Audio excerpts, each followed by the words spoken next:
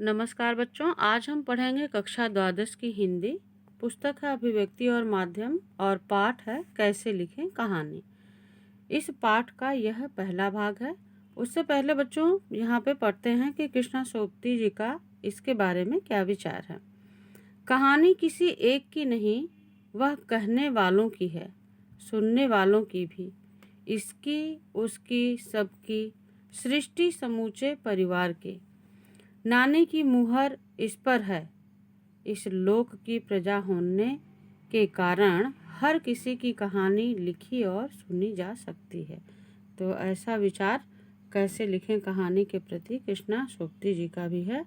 और ख़ास तौर से वैसे ये कहानी लिखने के संदर्भ में उनके विचार हैं कि कहानी किसी की भी हो सकती है, दादी नानी की भी हो सकती है और किसी लेखक द्वारा लिखी हुई भी हो सकती है। तो इस तरह से इसमें पाठ के प्रारंभ में कृष्णा सोबती जी के विचारों से हमने इसको शुरू किया है। अब हम इसमें पढ़ेंगे आगे। बच्चों, इस पाठ में जो हम पढ़ेंगे वो जो बिंदु हैं वो क्या क्या हैं उसके बारे में मैं बता रही हूँ। पाठ कैसे लिखें कहानी, तो प्रस्तुत पाठ के अंतर्गत हम निम्नलिखित बिंदुओं को पढ़ेंगे, जैसे कहानी क्या है, कहानी के तत्व, कहानी कितनी पुरानी। तो ये 3 बिंदु हैं। 3 बिंदुओं के अंतर्गत हम इस पाठ को पढ़ेंगे और उससे संबंधित जो प्रश्न हैं वह भी लिखेंगे। पहला है बिंदु, कहानी क्या है। कहानी, अब जैसे है ना कि कहानी क्या है, वास्तव में हम तो सभी जान रहे हैं कि कहानी सामान्य भाषा में आप किसी से भी कहिए, दादी से, नानी से, मम्मी से कि हमें कहानी सुनाइए, तो कहानी उनको जो समझ में आएगी वो सुना देंगे। लेकिन अगर इसे हमें परिभाषित करना है, इसकी परिभाषा देनी है, तो वह किस तरह से होगा वो आपको यहाँ पर मैं बता रही हूँ। और ये 1 नंबर के प्रश्न में आपसे पूछा जाता है। तो चलिए बच्चों जानते हैं कि कहानी क्या है, किसे कहते हैं कहानी। तो इस प्रश्न का विद्वानों द्वारा कोई एक निश्चित जवाब नहीं दिया गया है। यानी कि कहानी क्या है, इस प्रश्न का विद्वानों के द्वारा कोई एक निश्चित जवाब नहीं दिया गया है।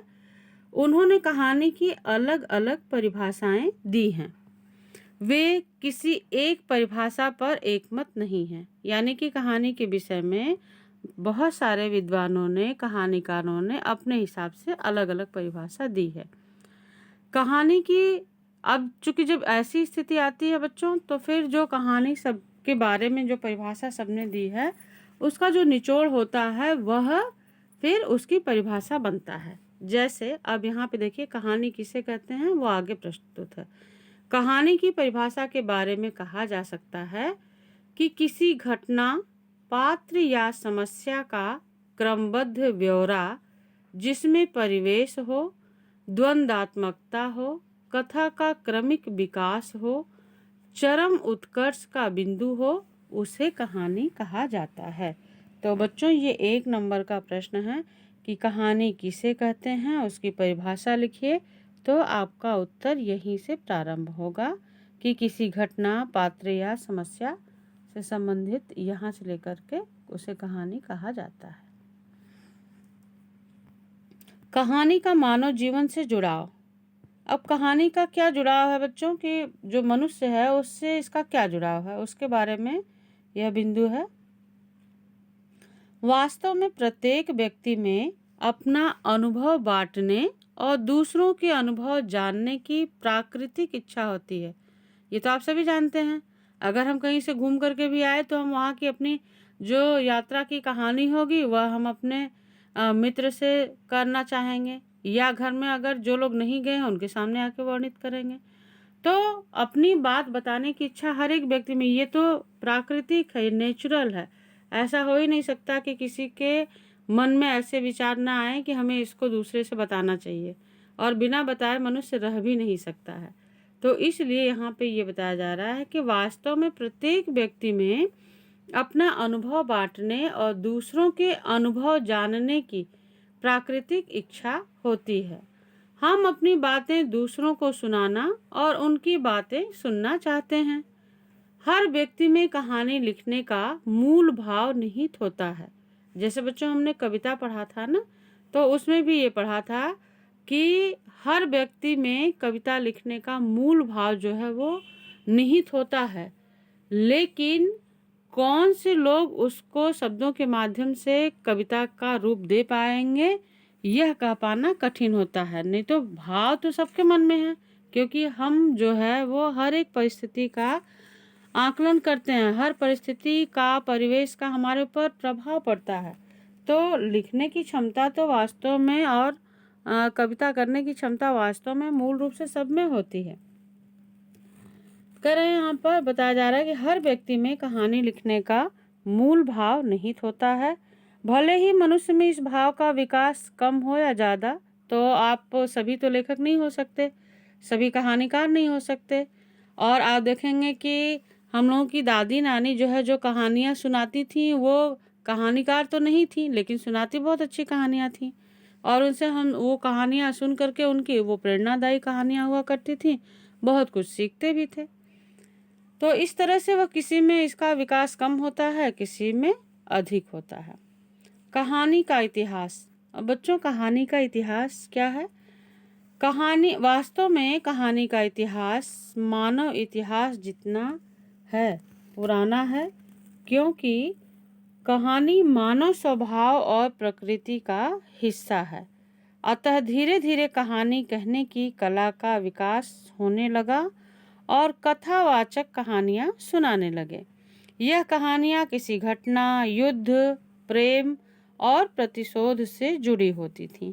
तो बच्चों, यहाँ पर एक प्रश्न आपके बनता है कि जो कथावाचक थे, कथावाचक मतलब जो कहानी सुनाते हैं, चाहे वो रामचरितमानस की हो, भगवत गीता की हो, विष्णु पुराण की हो, तो इस तरह से उससे संबंधित जो कहानियाँ वो सुनाते हैं, वो कैसी होती हैं? वो युद्ध से संबंधित भी होती हैं, प्रेम से भी होती हैं, किसी ने प्रतिशोध लिया, किसी से बदला लिया, उससे संबंधित होती हैं। तो इस तरह से इस कहानी की विधा का विकास होने लगता है। तो यहाँ पे ये बताया गया कि जो यहाँ मैं ये आपको बता रही थी कि यहाँ एक प्रश्न बनता है कि कथावाचक किससे संबंधित कहानियाँ सुनाते हैं। तो यहाँ पर बच्चों सीधे सीधे उत्तर आपका हो जाएगा कि कथावाचक किसी घटना, युद्ध, प्रेम और प्रतिशोध से जुड़ी हुई कहानियाँ वाचन करते थे, यानी कि सुनाते थे। कहानी और कल्पना। अब ये अत्यंत महत्वपूर्ण बिंदु है बच्चों, ये 1 नंबर के प्रश्न में आ सकता है कि कहानी और कल्पना में क्या जो है तात्पर्य है, कहानी और कल्पना से क्या तात्पर्य है, या कहानी में कल्पना का कितना सम्मिश्रण होना चाहिए। तो इस तरह से इस पे आधारित छोटे प्रश्न बन सकते हैं। तो कहानी का कल्पना से जो है क्या संबंध है, वो इस पैराग्राफ में आप पढ़ेंगे। कल्पना करना, इमेजिन करना किसी चीज़ को, तो ये आप सभी जानते हैं कि कविता में और कहानी में हम कल्पना के माध्यम से भी लिख सकते हैं कि ऐसा हो सकता है या ऐसा हुआ है, तो उसमें और काल्पनिकता का पुट दे करके उसे और सजीव हम बना सकते हैं। मानव स्वभाव का प्रमुख गुण है, कल्पना करना मानव स्वभाव का प्रमुख गुण है। सच्ची घटनाओं पर आधारित कथा कहानी सुनाते सुनाते उसमें कल्पना का सम्मिश्रण किया जाने लगा। तो बच्चों, ये बताया जा रहा है कि पहले तो जो कहानियाँ बताई जाती थी वह क्या होती थी, वो सब सच्ची घटनाओं पे आधारित होती, लेकिन धीरे धीरे उन्हीं कहानियों को सुनाते सुनाते लोग उसमें कल्पना के माध्यम से भी अपनी बात को रखने लगे, यानी कि जो घटित नहीं हुआ था तो उसके बारे में भी कि ऐसा हो सकता है, ऐसा हो सकता है, ऐसा हो सकता है, कि जो कहानी है वह भी उसमें वो धीरे धीरे लोग सुनाने लगे। कथावाचक श्रोताओं की रुचि को ध्यान में रखते हुए अपनी कल्पना के नायक के गुणों का बखान करते हैं, क्योंकि यह मानव का स्वभाव है कि वह प्रायः वही सुनना चाहता है जो उसे प्रिय हो। तो यहाँ भी बच्चों 1 नंबर का प्रश्न आपका बन गया कि कथावाचक श्रोताओं की किन रुचियों को ध्यान में रख कर के कहानी सुनाता है। तो इसका उत्तर यहीं से आपका हो जाएगा, कथावाचक श्रोताओं की रुचि को ध्यान में से लेकर के प्रिय हो। कहानियों की लोकप्रियता और उद्देश्य। प्राचीन काल में इससे बड़ा संचार का कोई साधन न होने के कारण मौखिक कहानियाँ अत्यंत लोकप्रिय थीं। अब यहाँ भी आपका एक प्रश्न बन गया कि मौखिक कहानियाँ अत्यंत लोकप्रिय क्यों थीं। इसका उत्तर हो जाएगा यहीं से कि प्राचीन काल में इससे बड़ा संचार का कोई साधन नहीं था, इस कारण से मौखिक कहानियाँ अत्यंत लोकप्रिय थी। और अगली लाइन में भी आपका एक प्रश्न बनेगा कि धर्म प्रचारक अपने सिद्धांतों और विचारों को लोगों तक पहुंचाने के लिए किसका सहारा लेते थे। तो ये 4 ऑप्शनल क्वेश्चन में भी आ सकता है और 1 नंबर के क्वेश्चन में भी आ सकता है। उत्तर इसका सीधे सीधे यही हो जाता था। पहले के समय में और अब के समय में भी, दोनों समय में जो धर्म का प्रचार करने वाले लोग हैं, जैसे हिंदू, मुस्लिम, सिख, ईसाई, वो अपने अपने धर्म और अपने अपने सिद्धांतों, अपने अपने विचारों को लोगों तक पहुंचाने के लिए भी कहानी का सहारा लिया करते थे। कालांतर में शिक्षा देने के लिए भी लोगों ने इस सुविधा का प्रयोग किया। पंचतंत्र में लिखी कहानियों का उद्देश्य शिक्षा देना ही था। तो समय के साथ साथ जो है वो परिवर्तन भी आया। जो पंचतंत्र की कहानियां हैं वह चूंकि शिक्षाप्रद कहानियां हैं और उसको उसी उद्देश्य से, शिक्षा देने के उद्देश्य से ही उन कहानियों को पाठ्यक्रम में रखा जाने लगा और बच्चों को पढ़ाया जाने लगा। बाद में कहानी का उद्देश्य विकसित होता गया। उद्देश्य ये विकसित होता गया कि जो पाठ्यक्रम में या सामान्य रूप से जो पुस्तकों में वर्णित कहानियाँ लेखकों की थीं, उसका एक उद्देश्य था कि इससे उस समय के लोग या वर्तमान समय में अगर ऐसी कोई कहानी कथाकार हैं तो उनकी कहानियों को पढ़ करके लोग उससे जो है प्रभावित हों और उनको एक उद्देश्य, एक लक्ष्य की प्राप्ति हो सके। तो इसलिए धीरे धीरे कहानी का उद्देश्य भी अब विकसित होता गया। तो इस तरह से बच्चों ये आपका जो है भाग था पहला वाला। इसमें मैंने छोटे छोटे प्रश्न आपको बता दिए हैं। जिन प्रश्नों को मैंने कहा है कि 1-1 नंबर के प्रश्न हैं, जैसे पहला है कहानी क्या है, कथावाचक जो है श्रोताओं की किस रुचि को ध्यान में रख करके कथा सुनाते हैं और क्यों सुनाते हैं, प्राचीन काल में संचार का सबसे सटीक माध्यम या सबसे बड़ा माध्यम क्या था, तो मौखिक कहानियाँ सुनाना, और प्राचीन काल में मौखिक कहानियाँ अत्यंत लोकप्रिय क्यों थीं। तो ये सारे क्वेश्चन आपको अपनी कॉपी में करना है। और फिर बाद में किसके द्वारा लिखी कहानियों का उद्देश्य शिक्षा देना था।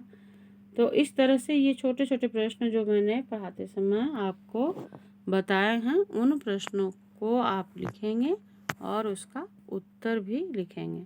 उत्तर लिख करके बच्चों उसे अच्छे से आप याद करेंगे। धन्यवाद।